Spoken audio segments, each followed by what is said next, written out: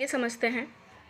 जहाँ तक पत्रों का सवाल है, अगर आप बारीकी से उसकी तह में जाएं तो आपको ऐसा कोई नहीं मिलेगा जिसने कभी किसी को पत्र ना लिखा या ना लिखवाया हो, या पत्रों का बेसब्री से जिसने इंतज़ार ना किया हो।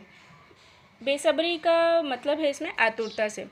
तो लेखक इसमें बोलना चाहते हैं कि जहाँ तक पत्रों का सवाल है, तो यहाँ पे इस दुनिया में ऐसा कोई भी नहीं है जिसने न कभी पत्र लिखा हो या फिर किसी से लिखवाया ना हो या फिर पत्र आने का वेट ना किया हो। हमारे सैनिक तो पत्रों का जिस उत्सुकता से इंतज़ार करते हैं उसकी कोई मिसाल ही नहीं है। एक दौर था जब लोग पत्रों का महीनों इंतज़ार करते थे, पर अब वह बात नहीं।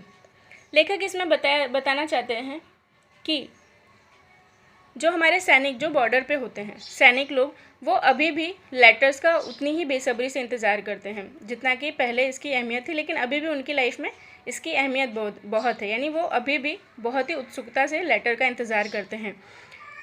एक दौर था, यानी एक टाइम था जब लोग महीनों तक लेटर्स का वेट करते थे कि हमारे कोई प्रियजन हमको लेटर भेजे। परिवहन साधनों के विकास ने दूरी बहुत घटा दी है। परिवहन साधन मतलब कि ट्रांसपोर्टेशन रिसोर्सेज। तो जो परिवहन साधनों ने विकास की दूरी बहुत घटा दी है, यानी जो ट्रांसपोर्टेशन रिसोर्सेज हैं उसने क्या किया है कि जो संचार के साधन यानी लोगों को जो विकास होती थी उसकी दूरी बहुत ही घटा दी है। पहले लोगों के लिए संचार का इकलौता साधन चिट्ठी ही था, पर आज और भी साधन विकसित हो चुके हैं।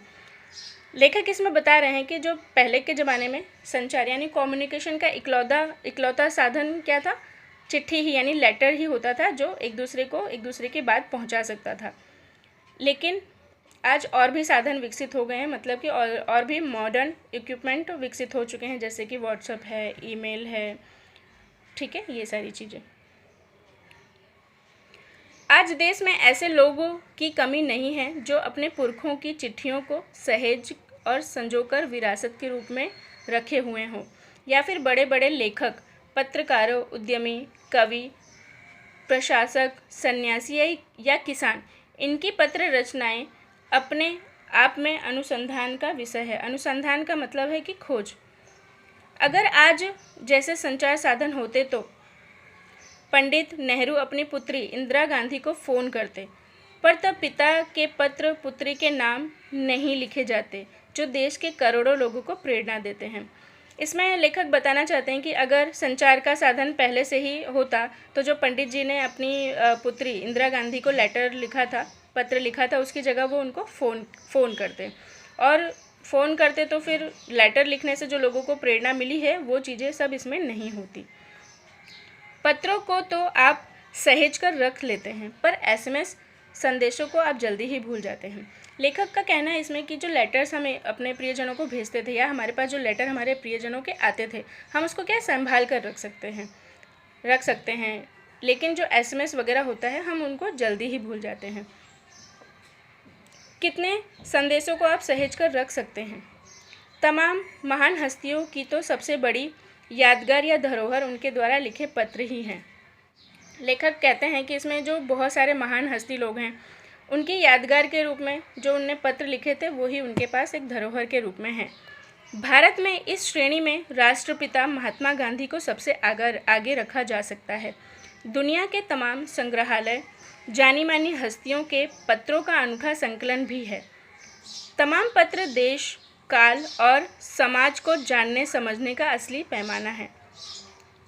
यानी कि जो लेटर होते थे वो देश, काल और समाज, इन सबको जानने का एक असली साधन होता था। भारत में आज़ादी के पहले महासंग्राम के दिनों में जो कुछ अंग्रेज अफसरों ने अपने परिवारजनों को पत्र में लिखे, वे आगे चलकर बहुत महत्व की पुस्तक तक बन गए। इन पत्रों से ने साबित किया है कि संग्राम कितनी ज़मीनी मजबूती लिए हुए था। लेखक इसमें बोलते हैं कि पहले जो भारत में आज़ादी के पहले जो महासंग्राम यानी कि जो लड़ाई हुई थी, उस टाइम के जो अंग्रेज अफसर होते थे वो अपने फैमिलीज़ को लेटर ही लिखते थे। तो अभी जब वो लेटर लिखते थे, इसलिए अभी हम वो एक बुक के रूप में बनी, यानी पहले के जो लड़ाई और ये सब होता था तो लेटर लिखे जाने के कारण ही हमको पता चलता था कि पहले क्या हुआ है, यानी वो संभाल के रखा गया होगा अभी तक, इसलिए हमको तब की बातें अभी भी पता चल सकती है। महात्मा गांधी के पास दुनिया भर से तमाम पत्र केवल महात्मा गांधी इंडिया लिखे आते थे और वे जहाँ भी रहते थे वहाँ तक पहुँच जाते थे। आज़ादी के आंदोलन की कई अन्य दिग्गज हस्तियों के साथ भी ऐसा ही था।